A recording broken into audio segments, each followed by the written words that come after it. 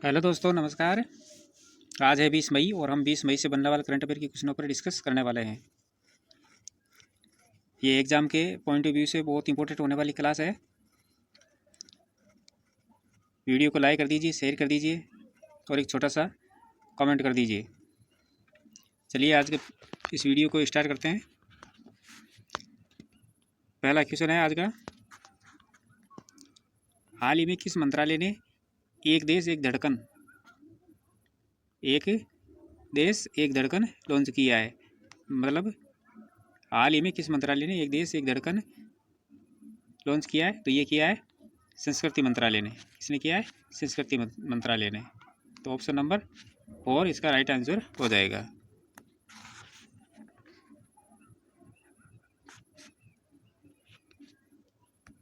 संस्कृति मंत्रालय ने एक देश एक धड़कन लॉन्च किया है और इसका उद्देश्य राष्ट्र के वीरों को सम्मानित करना और देशभक्ति की भावना को बढ़ावा देना है। इसका उद्देश्य क्या है कि राष्ट्र के वीरों को सम्मानित करना और देशभक्ति की भावना को बढ़ावा देना। इस अभियान के तहत देश भर में प्रमुख सांस्कृतिक संस्थानों और विरासती स्थलों को तिरंगे से रोशन किया गया है। और मंत्रालय ने कहा है कि प्रमुख सांस्कृतिक संस्थानों और विरासतों को भारतीय ध्वज के रंगों से रोशन किया गया है और भारतीय पुरातत्व सर्वेक्षण की देखरेख में देश भर में 60 से अधिक विरासती स्मारकों को तिरंगे से रोशन किया गया है। चलिए नेक्स्ट क्वेश्चन है कि हाल ही में भारत का सबसे लंबा रेल फ्लाईओवर गर्डर किस राज्य में लॉन्च किया गया है? हाल ही में भारत का सबसे लंबा रेल फ्लाईओवर गर्डर किस राज्य में लॉन्च किया गया है? तो ये किया गया है महाराष्ट्र के अंदर। कहाँ किया गया है? महाराष्ट्र के अंदर। ऑप्शन ए का इसका राइट आंसर हो जाएगा। भारत का सबसे लंबा रेलवे फ्लाईओवर जो गटर इसकी ये 110.5 मीटर तो लंबा है और 1500 टन वजन का है। वजन कितना है? 1500 टन। महाराष्ट्र के कलम्बोली में लॉन्च किया गया है। ये dedicated front corridor corporation of India limited द्वारा पश्चिमी समर्पित मालवाहक गलियारे के GNPT NILJE खंड में लॉन्च किया गया है।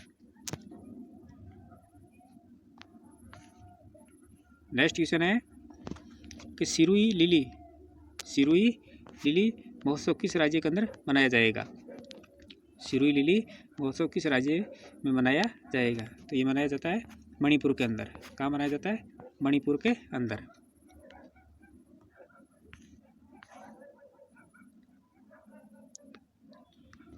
सिरुई लिली महोत्सव मणिपुर के प्रतिष्ठित राज्य पुष्प का जश्न मनाता है और ये मणिपुर पर्यटन द्वारा एक महत्वपूर्ण पहल है जिसका उद्देश्य पूरे राज्य में स्थायी और जिम्मेदार पर्यटन को बढ़ावा देना।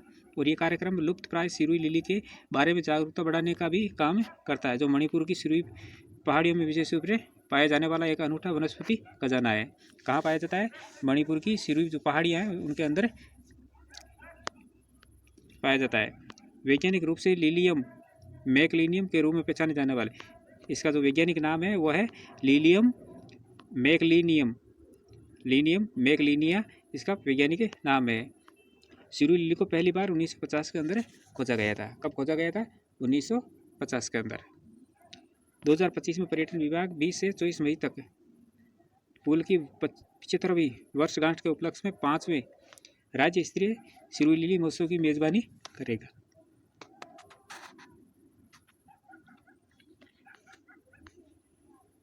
नेक्स्ट क्वेश्चन है कि हाल ही में 12 दिवसीय सरस्वती पुरस्कारू कालेश्वरम किस राज्य में शुरू हुआ है?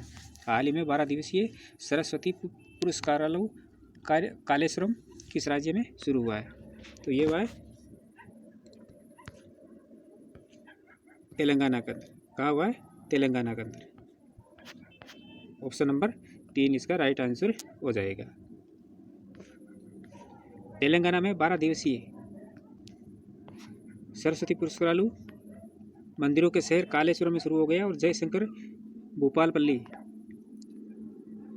जिले में श्री कालेश्वरम श्री मुक्तेश्वरम स्वामी मंदिर का निवासी स्थान है, जहाँ 12 साल में एक बार होने वाले इस विशाल धार्मिक उत्सव को भूमिगत सरस्वती नदी की पूजा के लिए समर्पित है, जो कालेश्वरम में त्रिवेणी संगम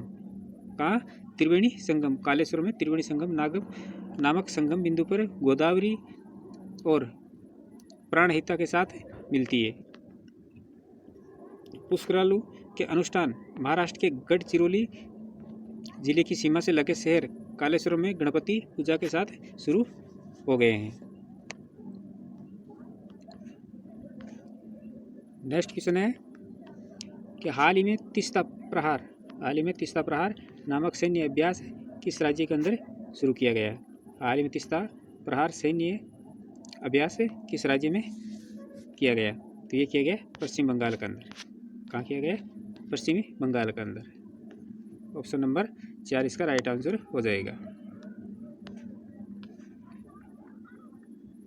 इस अभ्यास का नाम है तीस्ता प्रहार और अभ्यास का जो स्थान है वो Paschim Bangal Teesta field firing range के अंदर। इसका उद्देश्य है कि चुनौतीपूर्ण नदी क्षेत्रों में विभिन्न युद्ध और सहायता तत्वों की परिचालन तत्परता को मान्य करना, और इस जो अभ्यास के अंदर जो शामिल हुए हैं वो पैदल सेना है, तोपखाना है, बख्तरबंद है, कोर है और यंत्रीकृत पैदल सेना है, अर्ध विशेष बल है, सेना विमानन है और इंजीनियर और सिग्नल इसके अंदर शामिल किए गए हैं। इस अभ्यास का महत्व है कि ये अभ्यास भारतीय सेना की सभी क्षेत्रों में परिचालन तत्परता बनाए रखने के और संयुक्त युद्ध क्षमताओं को बढ़ाने का प्रदर्शन था।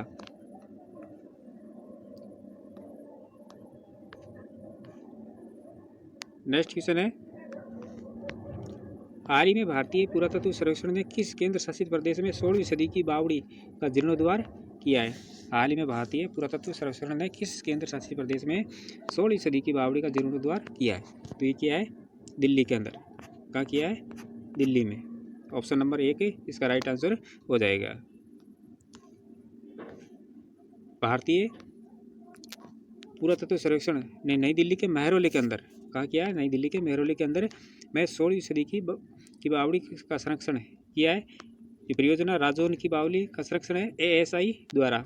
स्थान महरौली दिल्ली के अंदर। निर्माण काल लगभग 1506 ईस्वी पूर्व लोधी वंश के दौरान किया गया था। और जो सहयोगी संस्थाएं हैं वो ASI, world monuments fund India और TCS फाउंडेशन, ये इसकी सहयोगी संस्थाएं हैं। इसका उद्देश्य है कि विरासत संरक्षण, जल स्थिरता, सामुदायिक जागरूकता। इसके अंदर उपयोग की गई सामग्री चूने का प्लास्टर और पारंपरिक गारा है। और बावड़ी के आयाम, क्षेत्रफल इसका है 1610 वर्ग मीटर, गहराई है 13.4 मीटर और टैंक का आकार है 23 × 10 मीटर। सांस्कृतिक भूमिका, इंडो इस्लामिक वास्तुकला, यात्रियों के लिए विश्राम स्थल।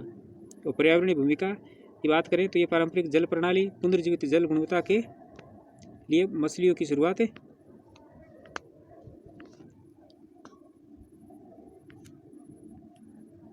नेक्स्ट क्वेश्चन है कि हाल ही में नासा के किस मिशन ने चंद्रमा की विषमता के रहस्य को सुलझाया है? हाल ही में नासा के किस मिशन ने चंद्रमा की विषमता के रहस्य को सुलझाया है? तो ये मिशन है ग्रेल मिशन। ऑप्शन नंबर 2 इसका राइट आंसर हो जाएगा। और ये एग्जाम की ओर से ये बहुत इंपॉर्टेंट क्वेश्चन होने वाला है। एग्जाम की ओर से बहुत इंपॉर्टेंट क्वेश्चन होने वाला है। बात करें अगर ग्रेल मिशन के बारे में तो इसका पूरा नाम है gravity recovery and interior laboratory. Launch किया गया नासा के द्वारा 2011 में केप कैनावेरल से डेल्टा सेकंड रॉकेट द्वारा।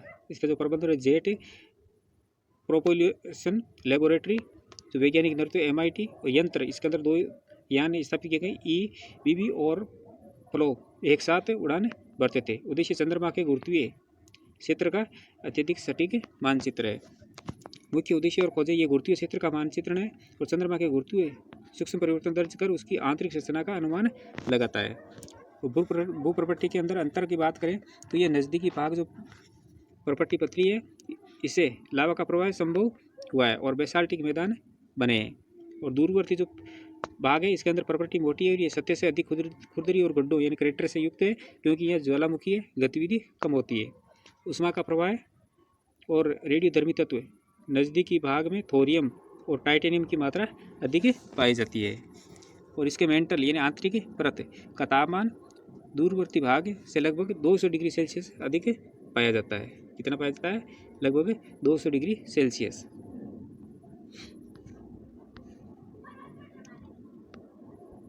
प्रीवियसली क्वेश्चनों का रिवीजन कर लेते हैं कि हाल ही में राष्ट्रपति द्रौपदी मुर्मू ने राज्यपालों की विधेयक स्वीकृति शक्तियों पर अनुच्छेद 143 का प्रयोग किया है। और भारत ने अपने पहले मानव युक्त गहरे महासागर मिशन समुद्रयान को वर्ष 2026 के अंदर लॉन्च करने की घोषणा की थी। और 12 साल बाद उत्तराखंड के चमोली जिले के माना गांव में पुष्कर कुंभ शुरू हुआ है। नेपाल देश के याला ग्लेशियर को मृत घोषित किया गया है। और भारतीय शतरंज खिलाड़ी आर प्रज्ञानंद ने अपने पहले ग्रैंड शतरंज tour tournament super bet classic 2025 अपने नाम किया है। और हाल ही में द्रौपदी मुर्मू ने पद्म विभूषण जगतगुरु रामभद्राचार्य को 58वें ज्ञानपीठ पुरस्कार से सम्मानित किया है। और क्रिकेट खिलाड़ी रोहित शर्मा के नाम पर वानखेड़े स्टेडियम में एक स्टैंड का नाम रखा गया है। और हाल ही में अंतर्राष्ट्रीय संग्रहालय दिवस 18 मई को मनाया गया है। तो दोस्तों ये थी हमारी आज की क्लास। ऐसे ही महत्वपूर्ण प्रश्नों के साथ कल फिर मिलेंगे। तब तक के लिए धन्यवाद।